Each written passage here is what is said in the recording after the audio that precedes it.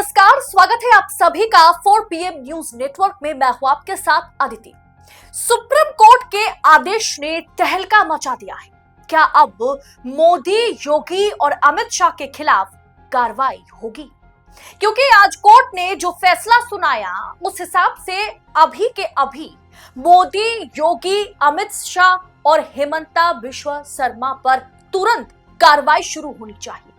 दरअसल दिल्ली की एक अदालत ने शर्जिल इमाम को 2019 के जामिया हिंसा मामले में दोषी करार दिया और सजा सुनाई। और सजा सुनाते हुए जो टिप्पणी की वो महत्वपूर्ण है और उसी के चलते आज मोदी, शाह, योगी सबके सब सवालों के घेरे में आ गए। न्यायाधीश विशाल सिंह ने अपने आदेश में कहा कि 13 दिसंबर 2019 को जामिया यूनिवर्सिटी के पास इमाम शर्जिल इमाम की ओर से दिया गया भाषण जहरीला था, जिसमें एक धर्म को दूसरे धर्म के खिलाफ खड़ा किया गया और यह स्पष्ट रूप से हेट स्पीच यानी घृणास्पद भाषण था, जिसके मुताबिक शर्जिल इमाम को सजा सुना दी गई। चलिए, शर्जिल इमाम सही थे या गलत, इस पर बात नहीं करेंगे। आज कोर्ट ने जो फैसला सुनाया, जो आदेश दिया, इससे यह साबित हो गया कि हेट स्पीच वाकई हिंसा को बढ़ावा देता है और हेट स्पीच के लिए सजा तय होनी चाहिए, सजा होनी चाहिए। अब आप इस रिपोर्ट पर जरा गौर करें। क्या लिखा है कि 2024 में नफरत फैलाने वाले भाषणों में 74% की वृद्धि हुई। अब दोस्तों, इसमें टॉप 3 कौन कौन नेता हैं? आपको पता है कि टॉप 3 लीडर्स कौन कौन हैं? योगी आदित्यनाथ 2024 में सबसे ज्यादा नफरती बयान देने वाले नेता साबित हुए। योगी आदित्यनाथ, क्या लिखा है कि Yogi Adityanath chief minister of Uttar Pradesh 86 hate speeches यानी 86 हेट स्पीचेस उन्होंने दी है और वो नंबर 1 पर है। दूसरा नाम Narendra Modi, prime minister 67 hate speeches यानी प्रधानमंत्री 67 घृणास्पद भाषण दिए हैं, हेट स्पीच दिए हैं। अमित शाह होम मिनिस्टर 58 यानी 58 हेट स्पीच दिए हैं। Himanta Biswa Sarma CM of chief minister of Assam 36 hate speech दिए हैं। तो सोचिए, संवैधानिक पद पर बैठे व्यक्ति, जो देश चला रहा है, जो राज्य संभाल रहा है, अगर वो नफरती बयान दे तो सुनने वाले कौन होंगे? पूरा देश सुनेगा उन्हें।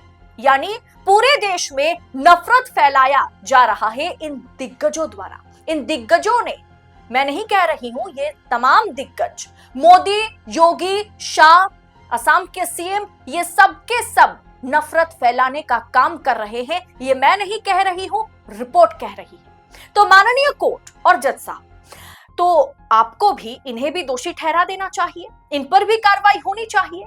लेकिन देश में न्यायपालिका, सरकार, पुलिस, प्रशासन, जज एक ही सूर में सुर मिला रहे हैं। सुप्रीम कोर्ट का हालिया बयान आपको याद होगा। सुप्रीम कोर्ट ने क्या कहा हाल ही में कि मियां टिया कहना, किसी मुसलमान को मियां टिया कहकर संबोधित करना कोई बड़ी बात नहीं है। मतलब यह अपराध नहीं है। किसी को इस तरीके से कहना गलत तो जरूर है, लेकिन अपराध नहीं है। इससे किसी की आस्था को चोट नहीं, मतलब किसी की आस्था पर चोट नहीं पहुंचाई जाती।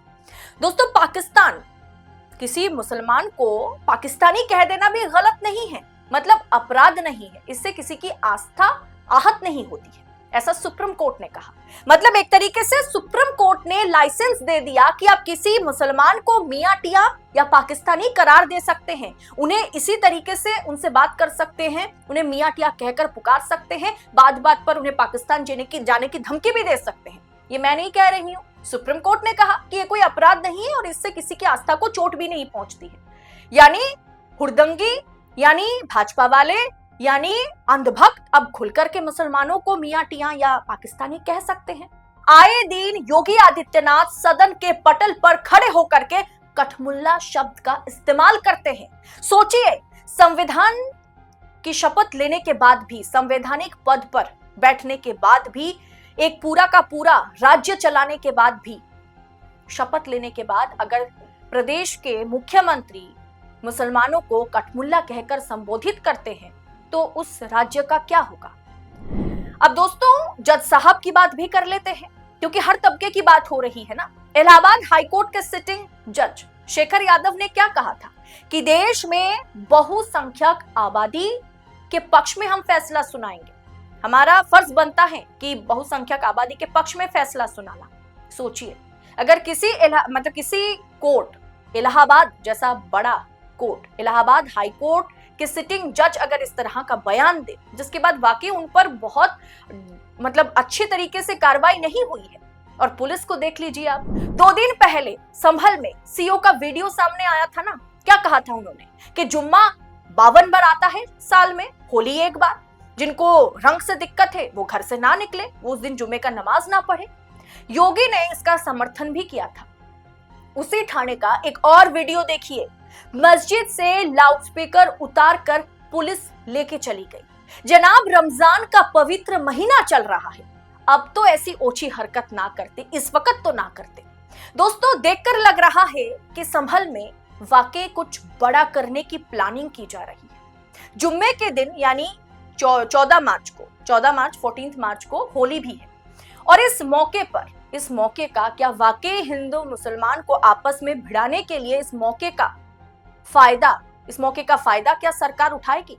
क्या वाकई हिंदू मुसलमान को आपस में भिड़ाने की साजिश रची जा रही है 14 मार्च को? जब सुप्रीम कोर्ट ने प्लेसेस ऑफ वर्शिप एक्ट यानी पूजा स्थल अधिनियम पर कह दिया था कि किसी भी मस्जिद के नीचे मंदिर ढूंढने के तमाम मामलों में किसी भी मस्जिद को लेकर के कोई कार्रवाई नहीं की जाएगी, तो पुलिस ने कैसे लाउडस्पीकर उतार दिए? पुलिस को जवाब देना चाहिए इस पर। जो नफरती बीज आज बीजेपी बो रही है, एक दिन चाहकर भी बीजेपी उसे काट नहीं पाएगी।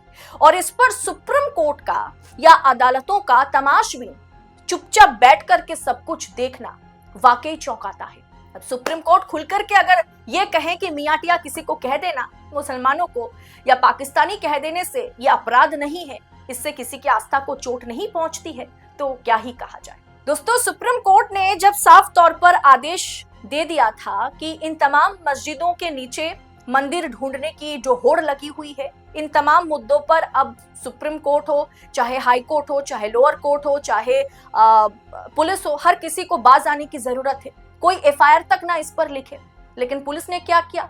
वो लाउडस्पीकर उतार के लेके आ गए। रमजान का महीना चल रहा है, लेकिन नहीं, हमारे देश के मुसलमानों को सब कुछ चुपचाप कहीं ना कहीं मान लेना होगा। अब दिल्ली के कोर्ट ने जब शर्जिल इमाम मामले में कह दिया है आज उन्हें सजा सुनाते वक्त कि नहीं, हेट स्पीच बहुत ही ओछी हरकत है और इसके चलते देश में एक धर्म को दूसरे धर्म के खिलाफ हम खड़े करते हैं, इसीलिए हेट स्पीच पर कार्रवाई होनी चाहिए और सजा होनी चाहिए। तो सोचिए, इस लिस्ट का क्या?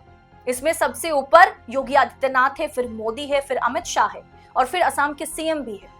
ऐसे में इन पर कार्रवाई कब की जाएगी? ये तो हेट स्पीच देने में पिछले साल रिकॉर्ड तोड़ा है ना। दोस्तों, फिलहाल इस पूरे विषय पर आपकी राय क्या है? कमेंट कर अपनी राय हमारे साथ साझा जरूर करें और ऐसी खबरें लगातार पाने के लिए 4 PM न्यूज नेटवर्क के साथ बने रहें। बहुत बहुत शुक्रिया आप सभी का। जय हिंद, जय भारत।